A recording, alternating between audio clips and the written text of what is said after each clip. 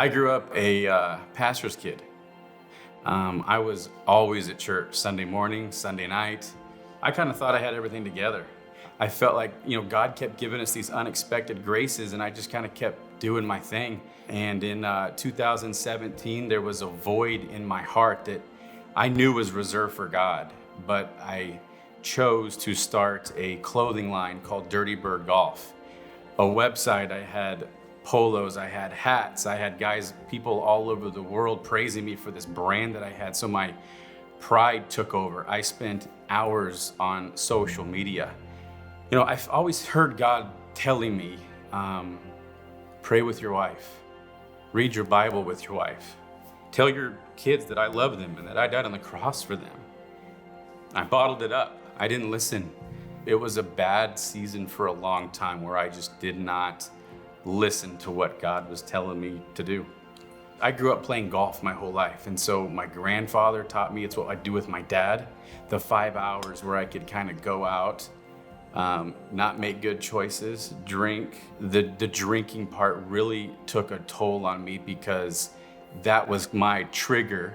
I felt very unbalanced. It was me trying to be the leader of a house, be a mom, be the dad. It was very hard.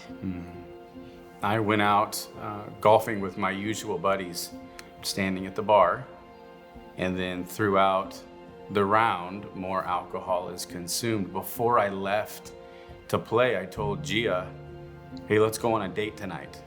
I came home, laid on the couch. Gia and the kids left to go on their own date, and I missed out on story after story of how much fun they had with their mom. God was there saying, you blew it, it's time to wake up. The next morning, I got on Gia's side of the bed and dropped to my knees and prayed for the first time in my life. I made a commitment to God. I poured into Gia and told her, I'm sorry, I blew it. Gia's the most godly person that I know. It's because of God's grace, that I can be a new dad. As far as Dirty Bird Golf, I shut down the website. The same day I shut down social media, and I threw out all the alcohol. So we cleaned house that day. God has changed my life, and I now no longer bottle up his voice. I say yes to him when he is telling me to do something. I mean, the kids were calling him new dad. It's an amazing feeling. We like the new dad.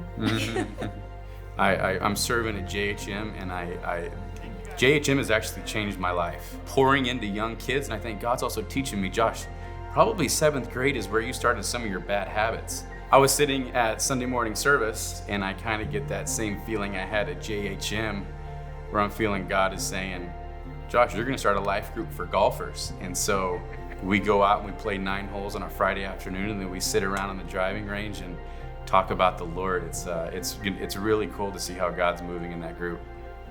I'm so thankful that God created a new me, a new husband, a new father, that as we go through life now, we are fully focused on God's love, God's forgiveness, and God's grace.